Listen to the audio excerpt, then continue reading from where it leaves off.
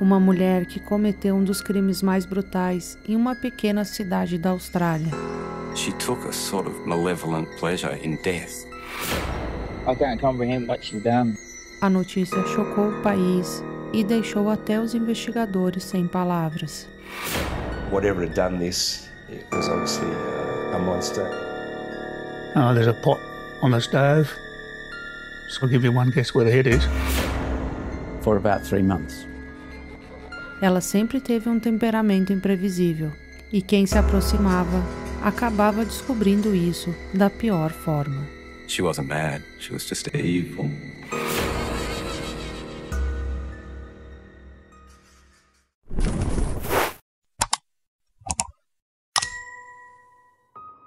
À primeira vista, Cat Dunning parecia apenas mais uma mulher do interior da Austrália. Trabalhava duro e dizia amar intensamente os homens com quem se envolvia. Mas por trás dessa aparência comum, havia algo sombrio, uma fúria que crescia a cada rejeição, moldada por uma vida inteira de violência e traumas. Cat Dunning nasceu em 1955, em uma família marcada por abusos. Cresceu ouvindo a mãe, Bárbara, falar abertamente sobre o ódio e o medo que sentia dos homens, mesmo permanecendo em relacionamentos violentos. A pequena Cat Dunning viu e viveu de perto o pior lado do amor. Durante a infância, foi vítima de abusos sexuais cometidos por familiares, episódios confirmados anos depois por testemunhos e laudos. Essas experiências deixaram marcas profundas e moldaram sua forma distorcida de entender afeto e poder. Quando chegou à adolescência, começou a trabalhar em um abatedouro. Um emprego que para muitos seria apenas um meio de sobrevivência, despertou nela algo diferente. Cat Dunning tinha prazer em manusear facas e afiá-las com precisão. Colegas de trabalho lembram que ela tratava suas facas como se fossem parte do corpo e as levava para casa, pendurando acima da cama, para que estivessem sempre à mão. Assim, ela começou a construir a sua reputação que marcaria toda a sua vida. Em meados dos anos 70, ela conheceu David. O relacionamento começou intenso, mas logo se tornou um campo de batalha. Em 1974, os dois se casaram e na noite de núpcias, depois de fazerem amor 3 vezes, David pegou no sono. Isso bastou para enfurecer Cat Dunning, que tentou estrangulá-lo porque ele não aguentou mais. Nos 2 anos seguintes, a casa do casal virou palco de brigas e agressões constantes. Em 1976, nasceu a primeira filha, Melissa. Mas a chegada da bebê não trouxe paz. Pouco tempo depois, David fugiu com outra mulher, deixando ela sozinha com a criança de apenas 2 meses. Fora de si, ela foi vista andando pela rua com um carrinho de bebê, gritando e chorando. Em certo momento, pareceu que iria jogar o carrinho na frente dos carros. A polícia foi chamada e ela acabou internada em um hospital psiquiátrico. Algumas semanas depois, foi liberada, mas o surto voltou. Levou a filha, agora com 3 meses, até uma ferrovia e a colocou sobre os trilhos. Por sorte, um comerciante próximo viu a cena e conseguiu resgatar a bebê antes que o trem passasse. Cat Dunning foi encontrada logo depois, balançando um machado no quintal de uma casa próxima, e novamente foi internada. Em menos de 24 horas, ela foi liberada e teve outro episódio violento. Foi até a casa dos vizinhos pedindo ajuda, dizendo que a filha estava doente. A família correu para socorrer, mas quando a filha adolescente se aproximou, Cat Dunning a atacou com uma faca, atingindo o rosto da garota. Em seguida, fez todos os reféns e exigiu que a levassem até a casa da ex-sogra. Durante o trajeto, a família tentou acalmá-la e convenceu Cat Dunning a liberar um dos filhos, alegando que o menino estava doente. Eles pararam em um posto de gasolina e assim que o garoto saiu do carro, ele correu e pediu ajuda para a polícia. Ela foi capturada e levada novamente ao hospital psiquiátrico. Dessa vez, ela só foi liberada quando John voltou para buscá-la e os dois reataram o relacionamento. Mas o padrão nunca mudou. Os dois se mudaram para uma casa nova e John começou a trabalhar como caminhoneiro. E os ciúmes, agressões e ameaças se repetiam. A irmã de David foi morar junto com os dois e ela presenciou um episódio assustador. Ela ouviu o choro desesperado da bebê e correu até o banheiro. Encontrou Catherine segurando a bebê sobre uma água fervendo na banheira. Quando contou a David o que viu, ele pediu que não comentasse nada com ela sobre esse episódio, pois tinha medo que ela surtasse e o matasse. Anos depois, David chegou em casa mais tarde do que o habitual. Irritada com o atraso, ela o atacou com uma frigideira na cabeça, provocando uma fratura no crânio. Ele conseguiu fugir e pedir ajuda aos vizinhos, sendo levado para o hospital, onde passou vários dias internado. Quando finalmente voltou para casa, descobriu que ela havia queimado todas as suas roupas e pertences. Mesmo em meio às agressões constantes e um relacionamento marcado por brigas e terror, o casal ainda teve uma segunda filha. Algum tempo depois, durante uma de suas viagens de caminhão, David retornou e descobriu que ela havia o abandonado, levando consigo as duas filhas pequenas. Aos 24 anos, Catherine já era conhecida pela violência. Mesmo assim, logo encontrou outro parceiro. Em 1986, começou a namorar outro homem chamado David, um mineiro de carvão. Em pouco tempo, o ciúmes possessivo e a agressividade voltaram a aparecer. Em uma discussão, Catherine matou o filhote de cachorro na frente dele, um aviso cruel do que era capaz de fazer. Mesmo assim, ele voltou para ela. Em 1988, nasceu Sarah, a terceira filha de Catherine. Pouco tempo depois, David fugiu e precisou se mudar para outra cidade, com medo do que ela poderia fazer. 2 anos mais tarde, ela iniciou outro relacionamento com John e teve um filho, Eric. No início, parecia promissor, mas logo vieram as agressões. Em menos de 1 ano, ela o abandonou com o filho.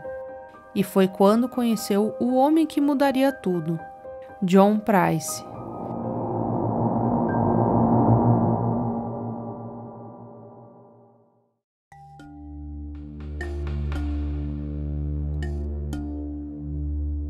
John era caminhoneiro, pai de 3 filhos e querido por todos na cidade. Quando se conheceram, os dois tinham 38 anos.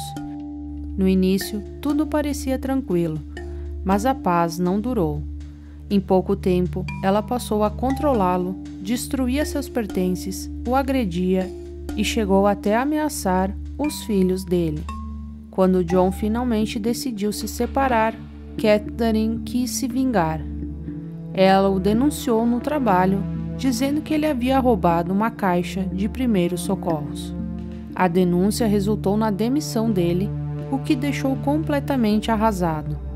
Mesmo assim, eles continuaram juntos por algum tempo, entre brigas e reconciliações. Cada um morava em sua própria casa, mas ela ia com frequência até a casa dele. E na casa dela, os sinais de algo muito errado apareciam. A casa dela refletia a mente perturbada que os especialistas descreveram mais tarde. As paredes e tetos eram cobertos por ferramentas antigas, peles e crânios de animais, facas afiadas e decorações macabras. A casa era um espelho da sua mente.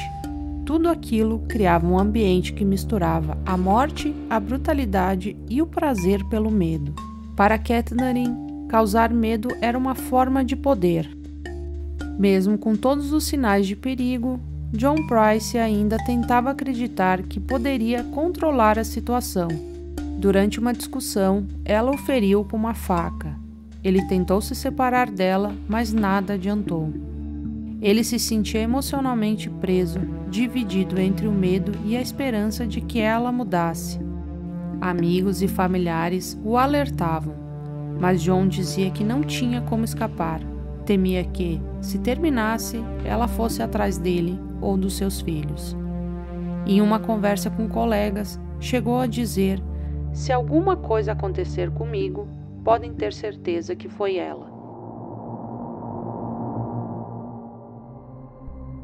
Em fevereiro de 2000, John finalmente decidiu romper o relacionamento.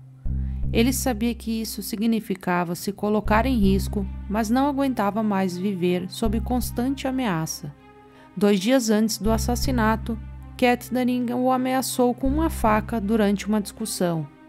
John chamou a polícia, pedindo que ela fosse retirada da casa, mas os agentes disseram que, sem uma ordem judicial, nada podiam fazer, mesmo ela não morando ali. Na manhã do dia do crime, John foi até a delegacia e relatou que temia ser morto. Disseram que o processo judicial contra Catherine levaria cerca de 3 semanas para ser julgado. Era tempo demais para quem vivia com medo.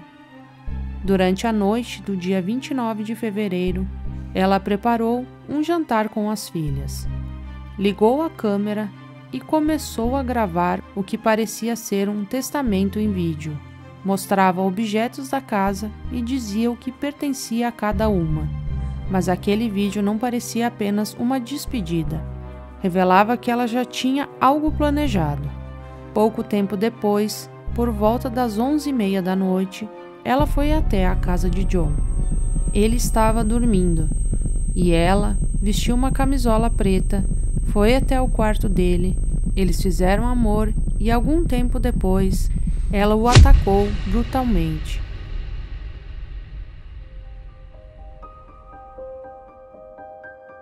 Na manhã seguinte, colegas de trabalho de John estranharam sua ausência. Um vizinho foi alertado pela falta de notícias e foi até a casa verificar e percebeu que algo estava errado. O carro estava estacionado ali, mas a casa permanecia trancada e em completo silêncio. A polícia foi chamada e, ao entrarem na residência, os policiais se depararam com uma cena que nenhum deles esqueceria. Sangue cobria as paredes, o chão e as maçanetas. No corredor, logo na entrada, algo pendurado chamou a atenção. A princípio, pensaram se tratar de um casaco, mas ao se aproximarem, perceberam que era pele humana, cuidadosamente retirada e pendurada em um gancho. Na sala, o corpo de John foi encontrado. Estava sem a cabeça e sem a pele. Ao passarem pelos outros cômodos, o horror não diminuía. Na cozinha, uma panela fervia. Dentro dela estava a cabeça de John. Sobre a mesa, 2 pratos com carne e legumes estavam servidos, cada um com um pedaço de papel com o nome dos filhos de John, além de um bilhete que dizia algo como: "Se eu não posso ter seu pai, ninguém mais terá." Momentos depois, os policiais encontraram Catherine inconsciente no quarto, após ingerir uma grande quantidade de comprimidos. Ela sobreviveu e permaneceu hospitalizada enquanto a investigação prosseguia.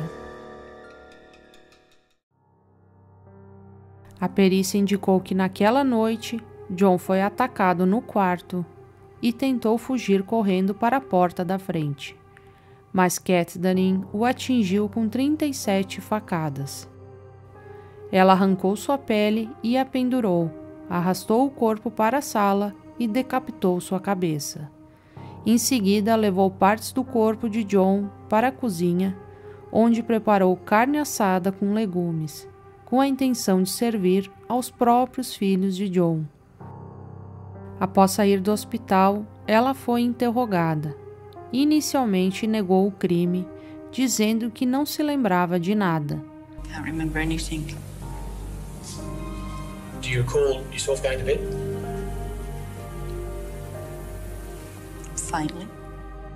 Mas depois admitiu ter matado John, alegando que havia sofrido violência doméstica em relacionamentos anteriores, incluindo neste último.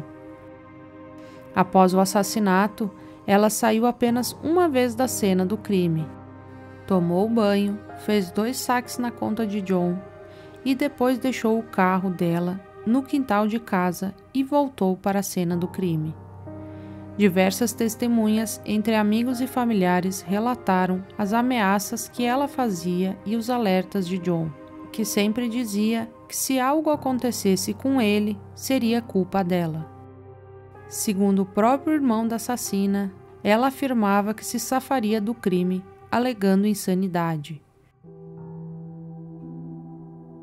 Catherine passou por uma avaliação psiquiátrica completa. Os especialistas a descreveram como uma mulher com traços de transtorno de personalidade, capaz de alterar entre amor e ódio em segundos, e com tendências sádicas, mas sem nenhuma doença mental grave. Ela foi considerada capaz de compreender seus atos e a gravidade do crime. Em outras palavras, cometeu o assassinato de forma totalmente lúcida. Assim, tornou-se a primeira mulher na Austrália a receber prisão perpétua, sem direito à liberdade condicional, no dia 18 de outubro de 2001. Hoje, ela ainda cumpre pena em um presídio de segurança máxima e é conhecida entre as detentas pelo apelido de Nana. Os parentes de John carregam a dor de ter perdido o pai de forma brutal e os ex-companheiros de Catherine jamais se esqueceram do peso de ter convivido com ela. Bom, esse foi o caso de hoje. Se cuidem e até logo.